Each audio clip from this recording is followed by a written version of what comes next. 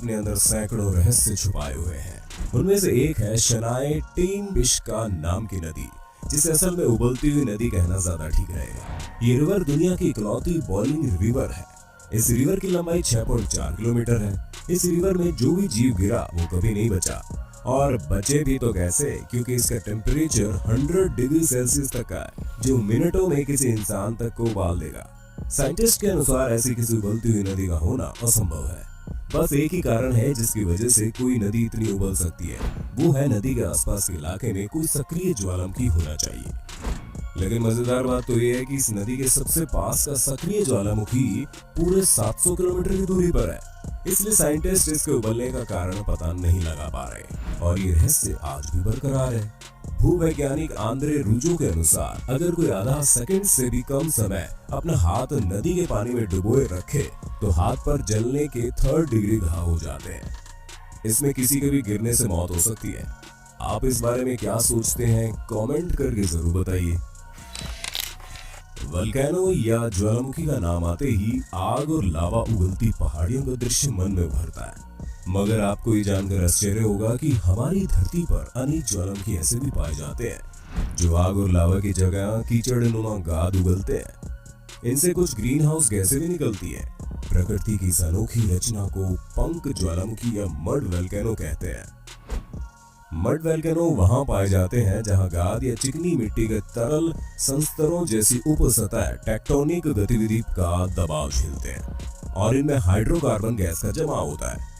Tectonic गतिविधियों का ये दाब इस सतह को ऊपर की ओर धक्का लगाता है, जिसके परिणाम स्वरूप पृथ्वी की सतह पर ये शंकाकार पंख स्तूप के समान फूट कर निकलते हैं। इनसे कीचड़ या पतले तरल गारे जैसा द्रव और गैसें निकलती है। इन मड वल्केनो के टॉप पर अक्सर क्रेटर बनता है, जहां से बाहर की ओर कीचड़ और गैस निकलते हैं। इनकी परस्पर क्रिया से ये कभी कभी जल उठते हैं और इनमें से आग की लपटें उठने लगती हैं। ये मड वल्केनो दुनिया के कई देशों सहित पाकिस्तान और भारत में पाए जाते हैं। भारत में सिर्फ अंडमान में बाराटांग नामक द्वीप में देखने को मिलते हैं। आसमान में बिजली कड़कती भला किसने नहीं देखी होगी। उसका रंग शेप बच्चा बच्चा बता सकता है, लेकिन हम जिस बिजली की बात करने जा रहे हैं उसको जरूर आपने नहीं देखा होगा, और इस बिजली का रंग और शेप देखकर आप दंग रह जाएंगे।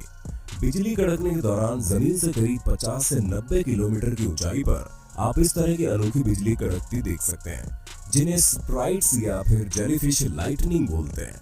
ये बिजली लाल रंग की होती है जो सेकंड भर के लिए चमकती है। हालांकि वैज्ञानिक दशकों से इसके बारे में जानते हैं, लेकिन किसी को ये नहीं पता कि ऐसा होता क्यों है। इस रहस्य को आखिरकार सुलझा लिया गया है। शोधकर्ताओं की एक टीम ने बताया कि ऐसा प्लाज्मा इम्प्योरिटीज की वजह से होता है। अलग अलग ऊंचाई पर इनका रंग और शेप बदल भी जाता है।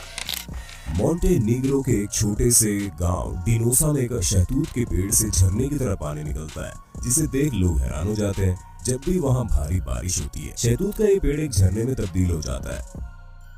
लेकिन ये कोई चमत्कार नहीं बल्कि एक नेचुरल फिनोमेना है। होता यह है कि जब बारिश होती है तो भूमिगत वाटर लेवल बढ़ जाता है और अतिरिक्त दबाव बनता है, जो पेड़ के तने से होते हुए खोखली जगह से बाहर निकलता है। हालांकि मोंटेनीग्रो का पेड़ फव्वारा वास्तव में अनोखा है, लेकिन ये अकेला नहीं है। तुहाला के एस्टोनियाई गांव में कुआं है जो भारी बारिश के बाद पानी उगलने लगता है। ये कुआं एक भूमिगत नदी के ऊपर है। बारिश के पानी के बाद नदी में बाढ़ आ जाती है। पानी का दबाव इस हद तक बढ़ जाता है कि वो कुएं से बाहर निकल जाता है।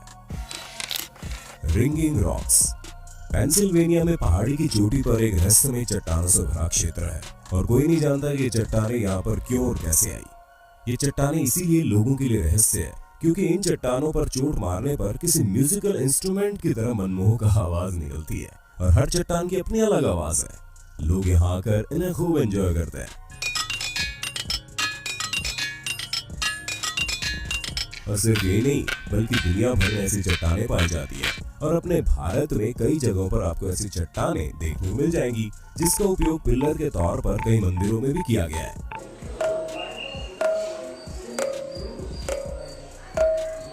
लेकिन इन चट्टानों से ऐसी आवाज भला आती कैसे है, इस पर साइंटिस्ट का अलग अलग मानना है। कुछ का कहना है कि ये चट्टान डायबेस से बनी है जो अर्थ क्रस्ट में पाया जाता है, और इनके अपने खास स्ट्रक्चर की वजह से ऐसी आवाजें निकलती हैं। दूसरी थ्योरी के अनुसार एक चट्टान पर चोट करने से एक लो फ्रीक्वेंसी की साउंड निकलती है जो हम नहीं सुन सकते, लेकिन बार बार कई चट्टानों पर चोट मारने से सारी फ्रीक्वेंसीज आपस में इंटरैक्ट होती है और बढ़ जाती है, इसलिए ऐसी आवाज सुनाई देती है।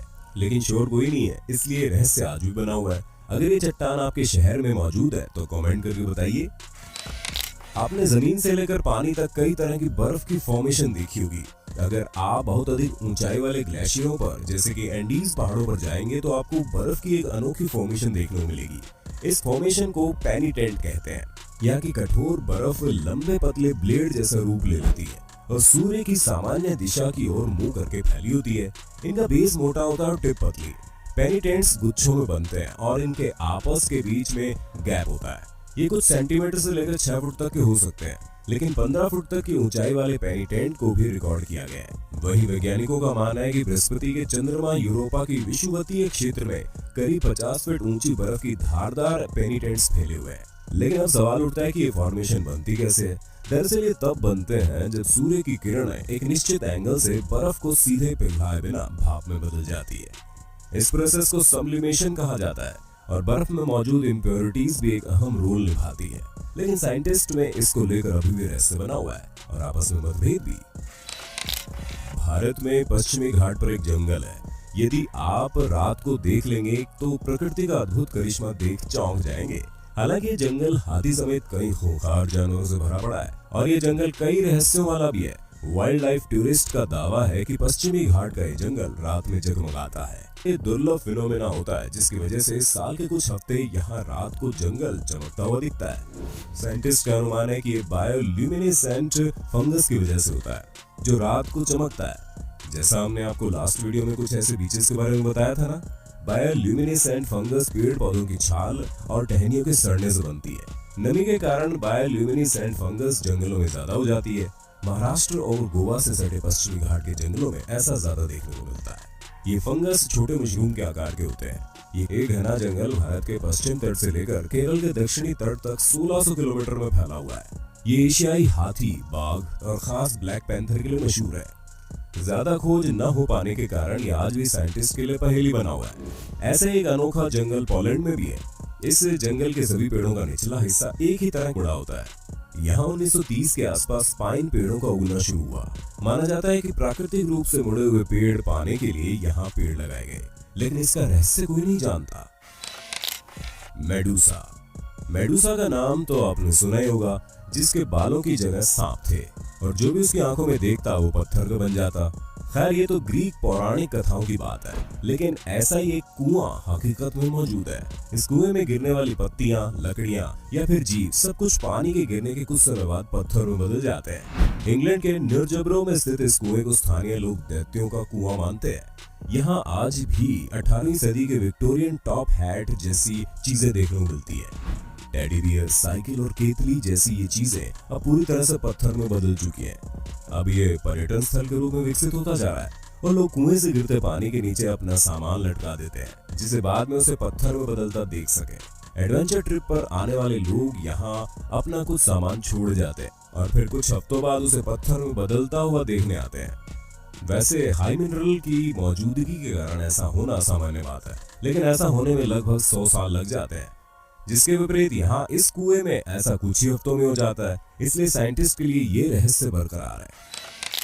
चलिए जाते जाते हम आपको जापान के सागानो में मौजूद बैम्बू फॉरेस्ट के बारे में बताते हैं, जिसको हमने इस वीडियो में इसकी खूबसूरती के चलते जोड़ा है। ये फॉरेस्ट राजधानी टोक्यो के बाहरी इलाके में स्थित है। हवाएं जब चलती है तो ये बैम्बू मनमोहक आवाज करते हैं। यहाँ सूरज की रोशनी घने जंगलों के बीच से जब धरती पर आती है तो एक अलग ही माहौल बनता है, जिसे देखने के लिए पर्यटक दूर दूर से यहाँ आते हैं और अपनी तस्वीरें खिंचवाते हैं। इनके धुन लोगों को रोजमर्रा की शोर को छोड़कर कुछ पल धरती के संगीत को सुनने का मौका देती है। बांस का ये जंगल 16 किलोमीटर के इलाके में फैला हुआ है, जिसे आप पैदल चलकर देख सकते हैं। उम्मीद है आज की वीडियो आपको